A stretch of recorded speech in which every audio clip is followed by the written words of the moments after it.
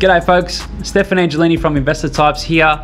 Thanks again for listening to us. If you're a property lover and you're not sure what the right type of asset is for yourself, we've got a great episode for you today. We're talking to Justin Dunne, who's a buyer's advocate and specialises in buying a certain type of product. He loves the inner city suburb townhouses because they're on a good plot of land. You get great income, which can generally match the interest outgoings. So it's something that's cash flow neutral, but still has great growth potential. He talks about the kind of investor that this is suitable for, the kind of tenant that this attracts, and most importantly, the kind of returns that you can expect. So if you've got any questions, feel free to reach out to me about the session. I just want to stress one thing, that this is considered general information only. It's not considered personal advice or financial advice. If you want to consider a strategy like this for yourself, please go and consult your own financial planner. Other than that, I really hope you enjoyed the show. Let's get into it.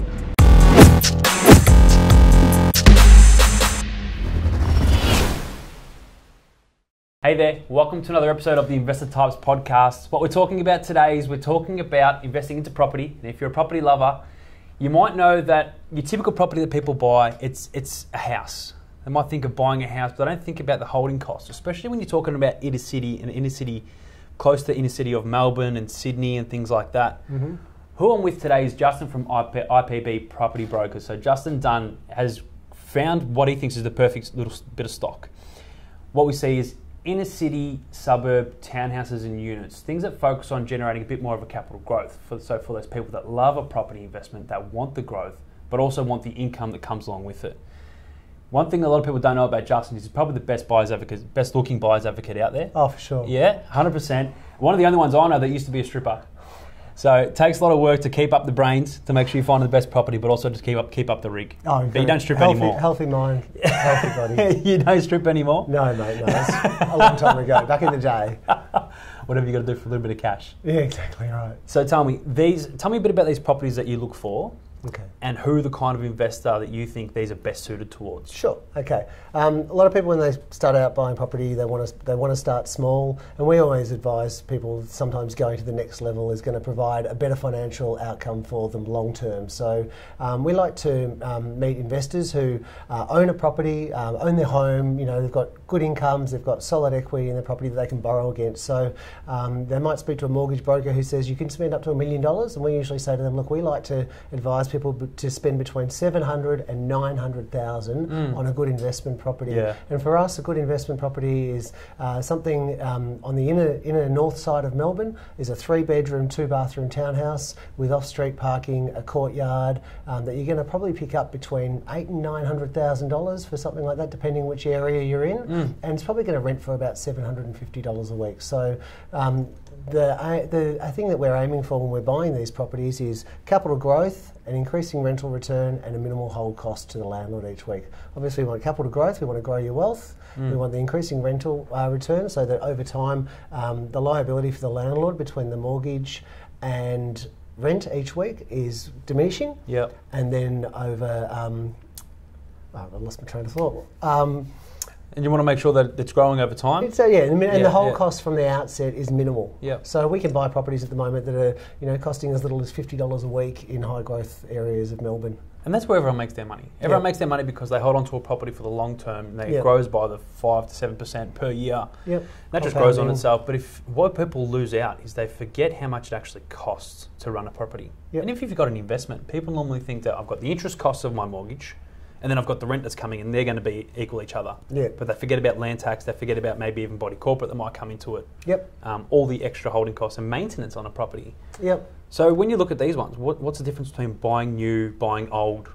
What do you prefer? We prefer to buy established real estate. We find new real estate's like buying a new car. Mm-hmm. You might go out there and you could spend $700,000 on a new apartment in Richmond. Richmond is a great area, so people think, I'm buying in the right area.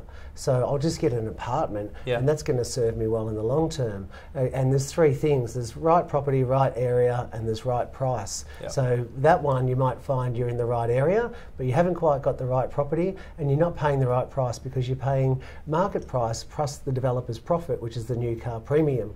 So if you're buying established property, you could buy one of those apartments and you could take maybe 7 or 8 years for it to be worth what you've actually paid for it while it goes through that price volatility in its first several years of life. Same as the townhouses that we buy. We buy them when they're approaching 5 years of age because they do go through that price volatility in their first 5 years of their life. So if you can buy it at the 3 or 4 year mark, pretty much within 12 months you're going to start to get capital growth out of those sorts of properties. Okay, and at least if you buy it at the 4 or 5 year mark, they would still benefit from getting a little bit of depreciation that they can claim.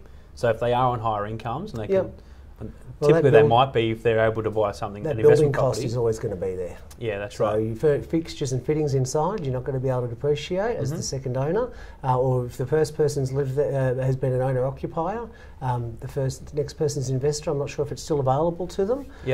But yeah, that opportunity is there for the building depreciation always. For the building depreciation is always there. Yeah, and one of the good things about buying one of those properties and letting it exist for a few years before you purchase it is you can do, when you build a property, you're in development. You often find you can sometimes get little gremlins in a property. So sometimes there's some rectification works and things like that. That's right. I've built single homes where I've had issues with the build, custom homes and stuff like that. So when you get into these bigger projects, it's going to happen. And if you're buying them a few years into their life, the chances are that the prices have settled down, but also those rectification works have also been fixed. Yeah, been taken care of. Yeah, it's normally the first few years of a property is when things might go wrong or when people just move in. Yep. So you are, I guess, sort of a little bit against buying them off the plan because you just sort of, you're sussing it out to see if it is a good property, if it will stay, if it won't. And if there's a reputable builder that might be building them, you still sort of won't look at them? I tend not to. I'd rather wait till the price settles down a little bit. Yeah, okay. I wouldn't buy it myself, so I wouldn't recommend somebody else to buy it. And that's probably the biggest thing, right? Yeah. Like, why would you recommend someone buy something if you wouldn't do it yourself? You've got to put yourself in their shoes. Yeah. And that's the hardest thing as a business owner, but also as an investor yourself. Yeah, you've got to be willing to walk the client through the journey and do things you want to do yourself. So you buy these properties, but you also manage them. Yes. A lot of them. Correct. Yes. So what sort of... We manage every property we buy. Yeah, okay. So, what sort of tenants do you find that typically come and rent these properties? Young professionals. So when we're focusing in the inner north of Melbourne, it's a really popular area. There's a lot of good infrastructure out there which attracts young people with disposable incomes. And a lot of them are happy to pay a premium to live in the area with all the things close by to them that they want. So, bars, restaurants, cafes, gyms, bike trails, or good shopping, all that sort of stuff. And we just find that for us, that's that part of town on the inner north of Melbourne. Yeah, so young professionals, low risk of them ever moving out. Yep. So that's the biggest thing with a rental. One property that we rented recently was a 3-bedroom townhouse, 3 mid-30s girls, all working as health professionals. I think one's a radiographer, one was an osteo, and one was a nurse. They've all known each other since uni, so we've got 10 to 15 year friendship. They're all earning good incomes, and they're all still living in that property. So that's an ideal sort of outcome for us. Yeah, and I guess you could pick it is that even if one of them did move out, as a collective, they'd probably come together and want to get someone to fill that in, to fill that room, and they'd be able to sort that out themselves. We get low turnover with those properties because they find that when we rent those sorts of properties out, we've got up to 15 sets of applications. So if they give that property up, they've got to go there and go and find another property and probably face another 10 or 15 applications for that sort of a property. And when you're trying to rent out these properties, how many applicants would you get on average? Because I know it's a really hot market. Anywhere from 6 to 15. For that so you got a choice. Property, yeah. Okay. So they're quite spacious properties that we buy. They've got an outdoor area. They've usually got 1 or 2 car parks off the street. So someone parks in the street. Someone may not even have a car. You often find 2 out of 3 people have got cars a lot of the time these days, particularly if they're working on that side of town in a hospital or something like we just talked about then. The need for that sort of thing is not high. People ride bikes over there. That's right. Everyone rides their bikes. Yeah. So you said before that you prefer people push up their purchase range for their first investment property to be between $700,000 to $900,000. Yep. As opposed to the average person that might search for their first investment property might search between $400,000 to $500,000. A lot of people come to us saying they want to spend between $5,000 and $550,000. Yep. And then I have that talk with them. We've got a property investment analysis program which I can show you the difference in capital growth, hold cost, rent you'll receive, purchase price between, say, a 2-bedroom apartment and a 3-bedroom, 2-bathroom townhouse. If you're one of those people who are borrowing from the equity that they already have, they're not actually sticking their hand in their pocket for a deposit. Yeah. The only thing you're having to focus on in relation to that investment is how much capital growth is it going to get, and how much am I going to put into it each week. So on a townhouse like that, you could be paying, let's say, for example, $70 a week. If you go out there and buy a 2-bedroom apartment between $5 and $550, you could be paying over $100 a week. In fact, some cases $130 to $150 a week out of your own money to support that. And you're not going to get as good capital growth at the same time. That's right, and especially if you buy into an apartment, like body corporate costs make up such a big portion of what your overall holding costs are. Where you might buy in an apartment building and you might pay upwards $4,000 to $10,000 a year. But I can imagine in these townhouse projects or developments, it'll be a lot smaller. Do you find the owner's corporation costs about $1,000 a year sometimes? That's cheap. Yeah, and that includes insurances. Yep.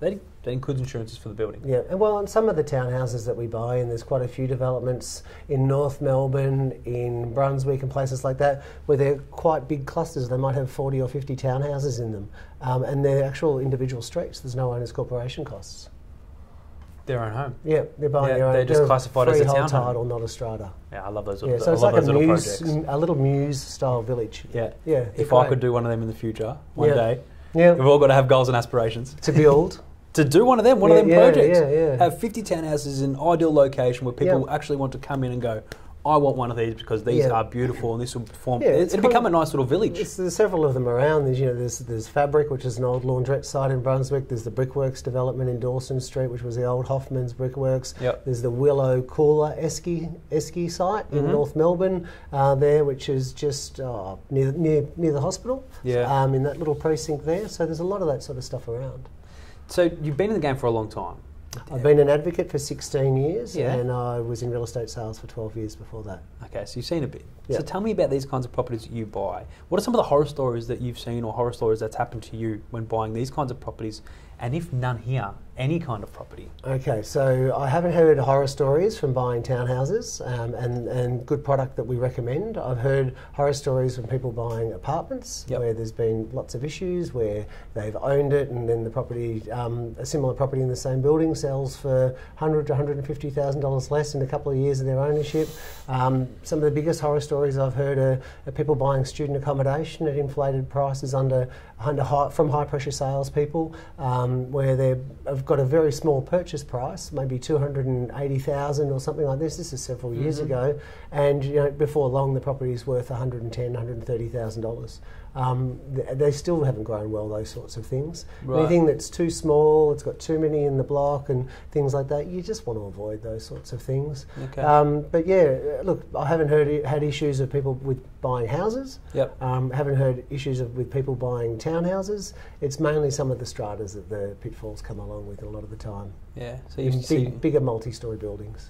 So you've seen a bit, and you started in sales, and obviously with sales you're acting for the vendor, trying to get them the best price. Correct. When did you make the transition, and why did you make the transition into becoming an advocate and searching for ideal properties for people? Yeah, look, I left real estate sales and just wanted to try something different and discovered buyers advocacy.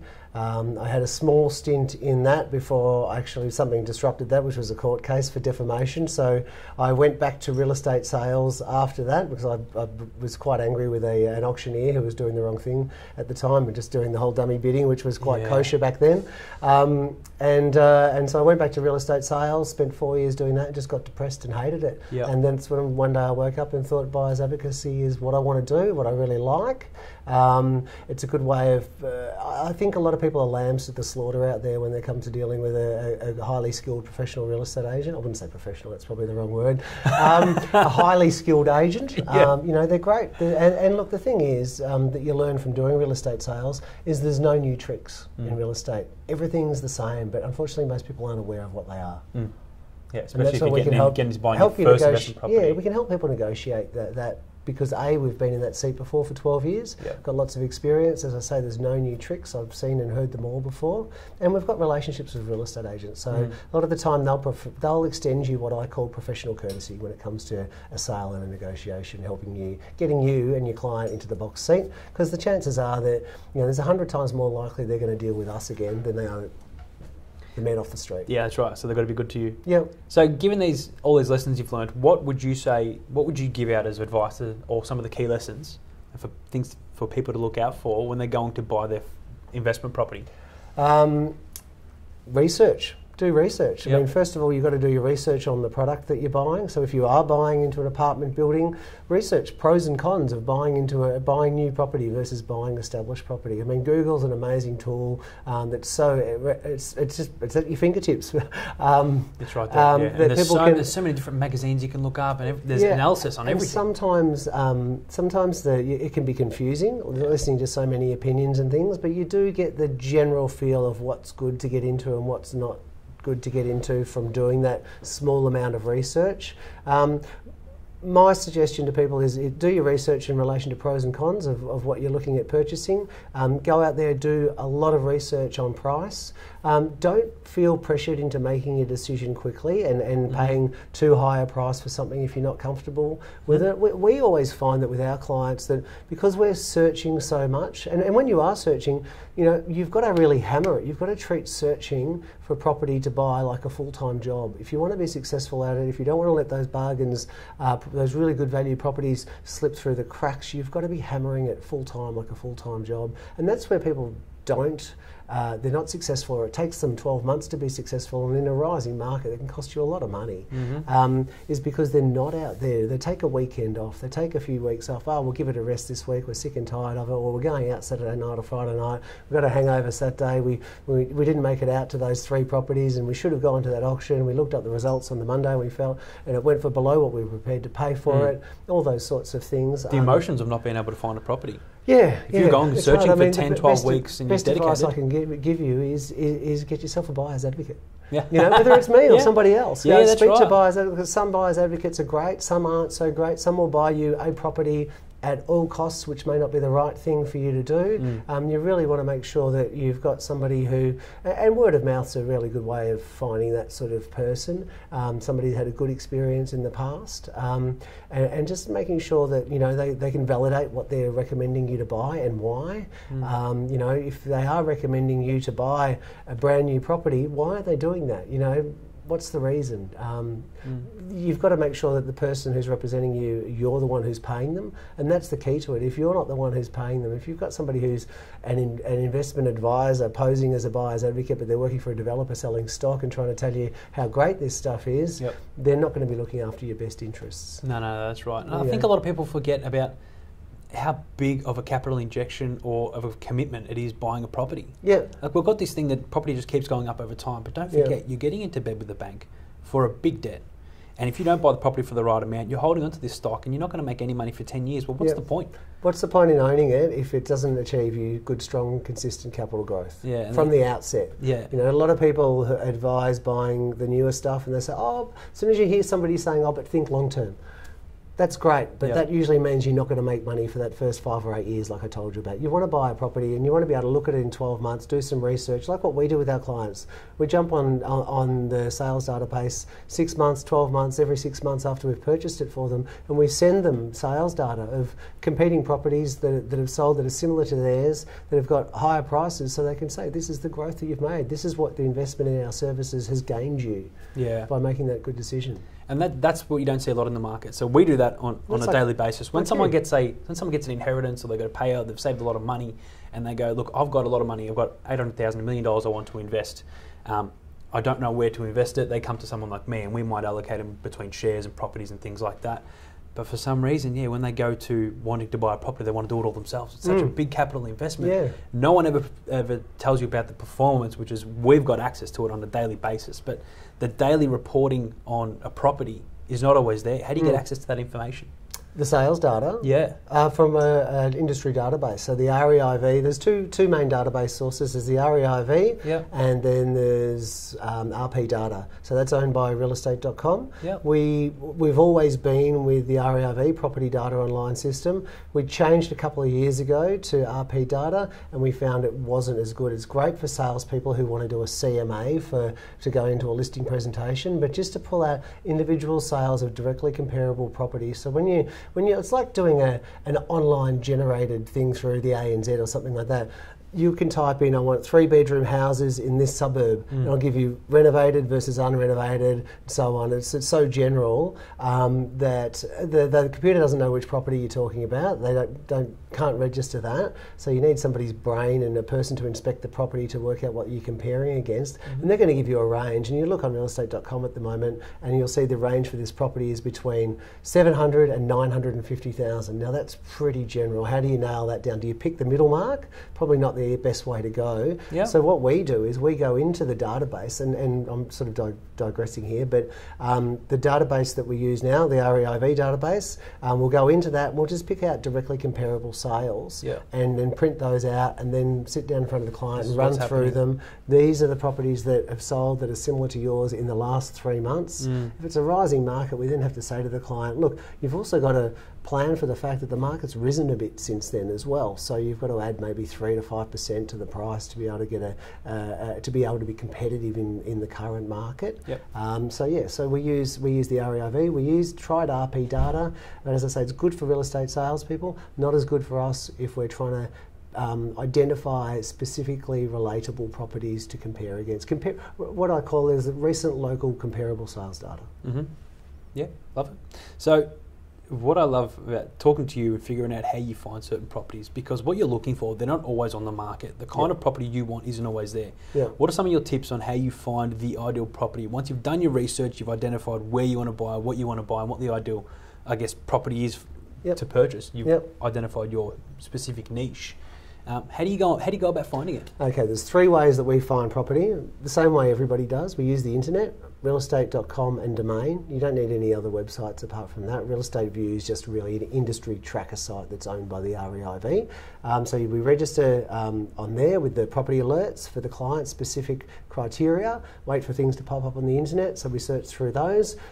We then use our relationships with real estate agents to try and uncover off-market properties. Off-market properties are great, and everyone thinks, oh, that's where the gold is, and it is if you've got the right place. What is an off-market property? So something that a real estate agent has the opportunity to sell, or somebody's come to them and said, look, we've bought, we just want to buy, can you help us find a buyer for this property? We don't want to advertise it, we don't want to do the marketing stage. Some people don't call that an off-market, they call that on-market because it's, but if I can get exclusive access to it, let's not call it off-market, let's call it exclusive. An exclusive property through a real estate agent, and our relationships help to create that sort of stuff. We've been doing that for the last 16 years. And the third thing we do is we'll go out there and we'll do letterbox drops to properties. So at the moment I've got a young client, he lives in Gisborne, he's looking for a property, he works in North Melbourne, and one of the big track sites, electrical contractor with the railways, and goes around to different states doing things with that business. He said to me, look, I want to be in Kensington, in the Stockyards development, which is near his work. He wants to be close, sick and tired of driving to North Melbourne from Gisborne every day, bit of a pain for a 45-minute drive. So I said to him, look, there's another development here in Ascot Vale called the Enclave, a Mirvac development, which is a few years old. Go and have a drive around that, see what you think. So he said, yeah, I like it. So I've gone out and done letterbox drops to that complete development twice. First time I got 1 call, the second time I got another call.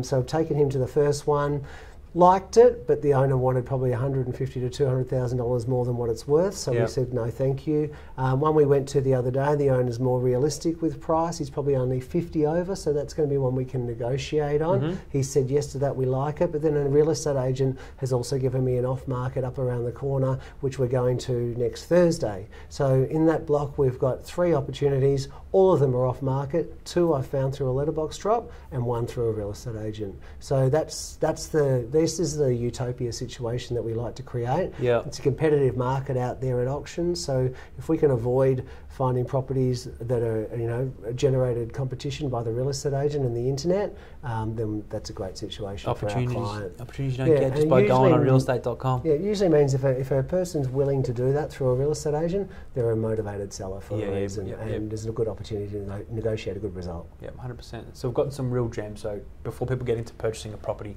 do your research. Yep. Don't get sucked in by a real estate agent, and hire a buyer's agent or buyer's advocate if you can. Pay for one. Yeah. Invest in their services. Let's say people want to get into their first investment property. What are some advice you got for them in terms of cash flow, debt, projecting what they're going to be doing in the future, all that kind of advice? Yeah, look, one of the things that we use for with clients before they enter a negotiation is what I call a property investment analysis. Yep. It's a computer program which you plug in all the details about the purchase. People can buy it. It's from Somersoft Financial Services in Queensland. It's $500. You just pay for updates when there's changes to tax laws and rates and all that sort of stuff. And you plug in all the details, the purchase costs, the ongoing costs. It's got a CPI rate in there, and it tells you exactly down the bottom how much a property is going to cost that investor to hold for the next 10 years. Yeah. So it could say $72 a week. If you can afford $72 a week and that's the purchase price you're willing to go to, and try and negotiate up to or below that price. And if you get below that price, it's going to be a better outcome from that $72. So if you can get hold of something like that, it's a really great way of going into a situation with your eyes wide open, fully researched, making sure that it's something that's achievable. It's not going to impinge on your lifestyle too much, because you still want to be able to do other things. Don't go in too small when you're buying a property. Don't be afraid of spending a little bit more, because it's going to usually be less of a hold cost and a better financial return in capital growth. Get a high in the quality. long term. Better quality property. If you go and buy a one-bedroom apartment, chances are in 10 years' time you may have made 10%. Yeah. There you go, folks. Do your research. Make sure you know how much you're going to be spending on a weekly or even monthly basis. Make sure you can afford it. And probably most importantly, don't be shy to get in. If you're in a position where you can do it, and you keep holding on, you're never really going to start growing your wealth even from the start, as long as you don't overpay. Yep, that's right. So for all you people out there who might have a bit of equity in their home, done a really good job of starting to pay it off, and you're looking for that next journey, that next investment property, you want to be motivated by having a high income but also a high capital growth property, speaking to someone like Justin or going to look for this kind of stock might be really right for you. So in saying that, mate, thanks a lot for uncovering all those gems and for giving us all that advice. Really appreciate it. Thank you. If you've got any comments about what we chatted about, feel free to comment on the links below or reach out to one of us. Thanks a lot for listening. I look forward to seeing you on the next episode.